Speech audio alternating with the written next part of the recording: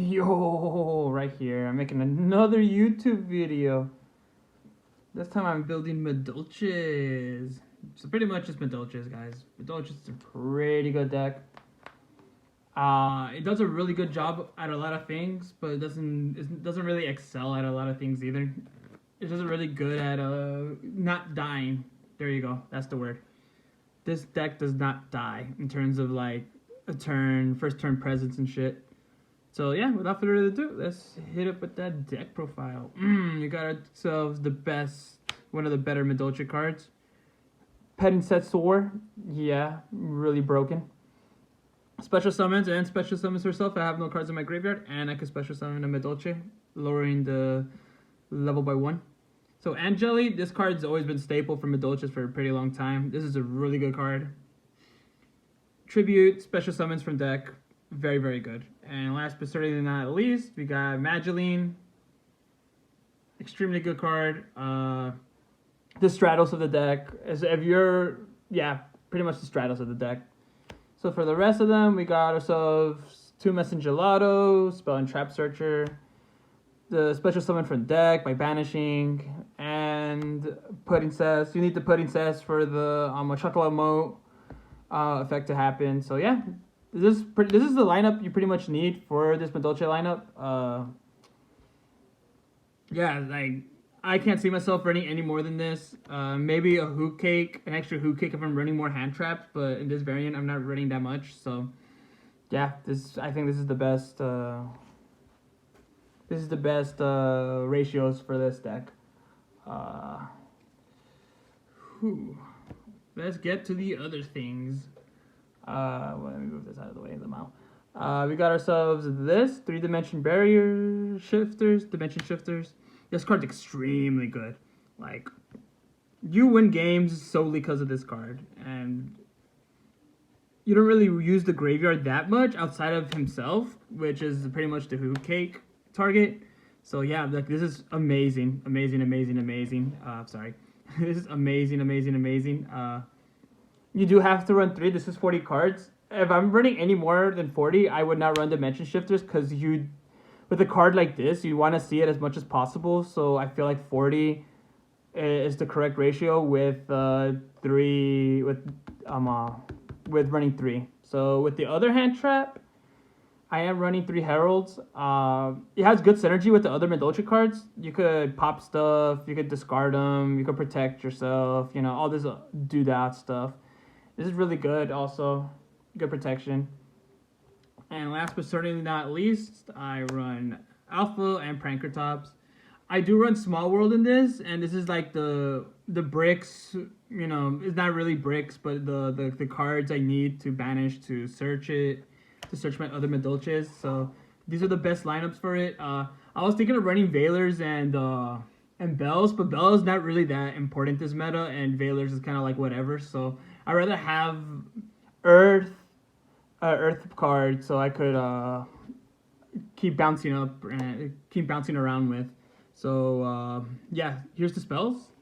I do run 3 Pot of Prosperities. This deck does brick occasionally. It does brick occasionally, so you do need to see your cards as much as you can. So running Pot of Prosperities does make the most sense here. You could choose your banish pile. Like, this is a really broken card. Like, I can't explain to you enough how broken it is. 3 Small Worlds. Small Worlds is broken as fuck too. It has great synergy with this deck. I don't normally like this card, but when it works on a deck, it works on a deck, and this works real well with this deck. Let's see. 3 Salons. I feel like you need this a lot. It's a really good combo starter. Like, it's a good extender. Like, it's just overall a good card. I recommend 3 because like you have a lot of ways to get to your Madolches. So if you have 2 Madolches, you could extend even more with Salon. So yeah, that's pretty much it. With that, so I got myself a Chateau, 1 ticket. You only need 1 of each. It's searchable with Message Gelato, so you don't really need to go access yourself with it. And that 1 Call by the Grave, because It just stops your opponents from stuff. For the traps, I'm not running that many traps actually.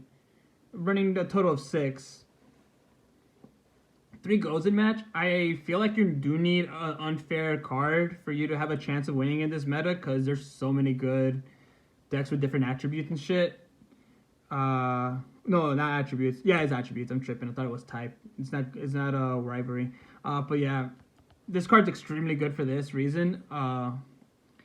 Because you're primarily running Earth, so it gives you an advantage over a lot of meta decks right now, and some Rogue.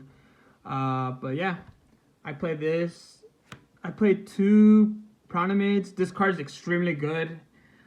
Before this, Madolches were running it strictly going second because it didn't really do well at anything else, but it could go first now. It's pretty much a face-up on the field negate, which is amazing. And then 1 Gravedigger's Trap Hole because I do run the Trap Trick card.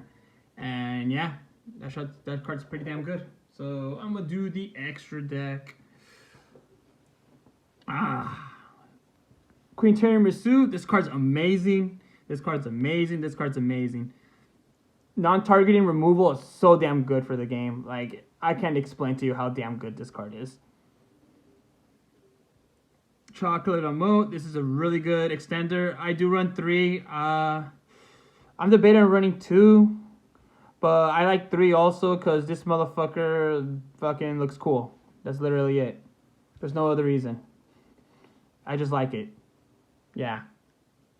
So, Teacher Glass Souffle, this card's amazing. This is 90% of the time when you end your board, you're going to end with this chick. 2,500 defense, 3,000 if you have Chateau. Like, this is amazing card.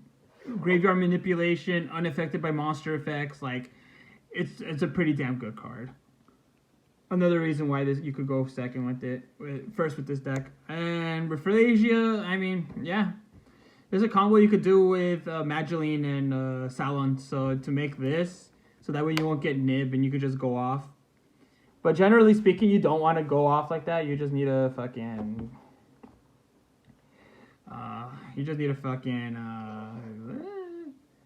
just stay there and just sit on your board. So for your Exceeds, because you don't really run that many, I do run 2 fresh Sistart. I feel like this card's really good. Protecting your back row and shit, like that's amazing. So we got Phoenix, the Nightmare package, because I mean it's nightmares. And I play 1 Borisword. You could play Access Code if you want. Honestly, I preferred Access Code over this, but I mean, I don't really have well, I do have an Access Code, but it's like way over there, so fuck it. So yeah, that's literally it. This deck's really good, not great. Would I recommend use other people using it? Yeah. I mean, not really actually. You have to play Prosperities. It's pretty expensive. But if you have Prosperities, I would pick up this deck. It's a fun deck, for sure. So yeah, I haven't been here doing it. I have several deck profiles I could do now. So yeah, you're going to see me post a little bit more often. So yeah, take care dudes.